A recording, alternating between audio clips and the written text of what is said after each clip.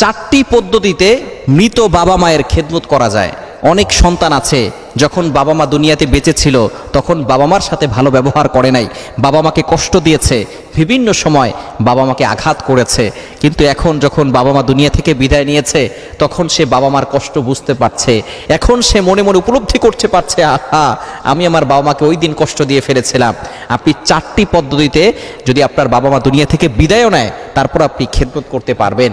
অবশ্যই বাবা মার সাথে আমরা যে খারাপ ব্যবহার করে থাকি এটা যখন দাঁত থাকে তখন দাঁতের মর্ম বোঝা যায় না, যখন বাবা মা থাকে তখন বাবা মার মর্ম বোঝা যায় না, যখন চলে যায় তখনই বোঝা যায় আহা আমার বাবা মা দুনিয়া থেকে বিদায় নিয়েছে, তারাই তো আমার সবচেয়ে আপন ছিল, সবচেয়ে কাছের ছিল, সবচেয়ে ভালোবাসার মানুষ ছিল। সুতরাং নাম্বার ওয়ান, চারটি পদ্ধতিতে আপনি পিতামাতার খেদমত করবেন যদি আপনার পিতামাতা মারা যায়। নাম্বার ওয়ান, এক নাম্বার হচ্ছে তাদের জন্য দোয়া করবেন, সব সময় দোয়া করবেন। বিশেষ করে সূরা ফাতিহা একবার পড়বেন, সূরা ইখলাস 3 বার পড়বেন। কেননা সূরা ইখলাস যদি কোনো ব্যক্তি একবার পড়ে তাহলে 10 পারা কোরআন শরীফ পড়লে যে সওয়াব হয় সেই সওয়াব আল্লাহ তাআলা তার আমলনামায় দিয়ে দিবেন। 3 বার পড়লে 30 পারা কোরআন পড়ার সওয়াব আল্লাহ তাআলা দিবেন। সুতরাং একবার সূরা ফাতিহা, 3 বার সূরা ইখলাস, এরপরে দুরূদ শরীফ পড়ে আপনি আল্লাহর কাছে তাদের জন্য দোয়া করবেন। রব্বির হামহুমা কামা রব্বায়ানি সগীরা, এটা আল্লাহ তাআলা নিজে কোট করে দিয়েছেন কিভাবে সন্তান তার বাবা মার জন্য দোয়া করবে। সুবহানাল্লাহ বিহামদি, দেখেছেন আল্লাহ তাআলা নিজে শিখিয়ে দিয়েছেন সন্তান কিভাবে দোয়া করবে। 15 নম্বর পারা 3 নম্বর পৃষ্ঠা সূরা বানী ইসরাঈলের 24 নম্বর আয়াতের শেষের অংশে আল্লাহ তাআলা জানিয়ে দিয়েছেন এই দোয়াটা সবসময় করবেন। আপনি সূরা ফাতিহা পড়বেন, এরপর ইখলাস পড়বেন, এরপরে দুরূদ শরীফ পড়ে আপনি দোয়া করবেন রব্বির হামহুমা কামা রব্বায়ানি সগীরা। করা যাবে না ইনশাআল্লাহ। নাম্বার 2, দ্বিতীয় নাম্বার হচ্ছে ইস্তেগফার করবেন।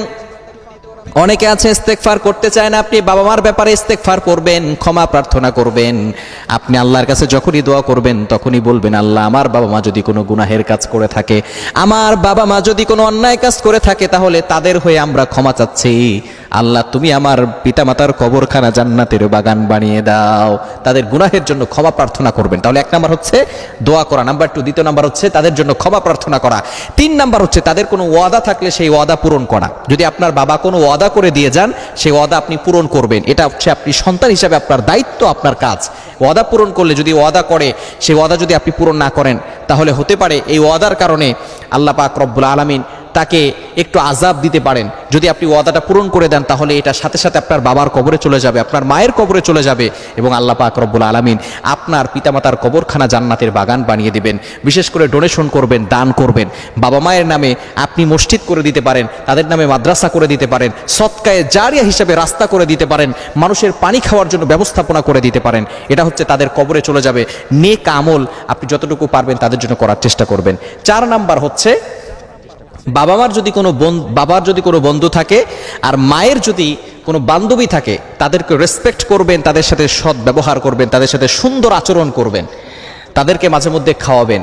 নবীজি সাল্লাল্লাহু আলাইহি ওয়াসাল্লাম মাঝে মধ্যে আম্মাজান খাদিজা রাদিয়াল্লাহু তাআলা আনহা যখন দুনিয়া থেকে বিদায় নিয়েছেন তখন খাদিজা রাদিয়াল্লাহু তাআলা আনহার যে বান্ধবী ছিল তাদেরকে তিনি যে ভালো খাবার পাক করলে তিনি তাদেরকে পাঠিয়ে দিতেন।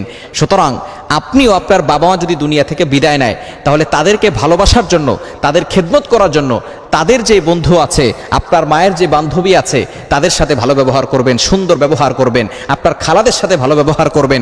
তাদেরকে আপনি যতটুকু পারেন ডোনেশন করা অথবা তাদের পাশে দাঁড়ানো, তাদেরকে সহযোগিতা করার চেষ্টা করবেন।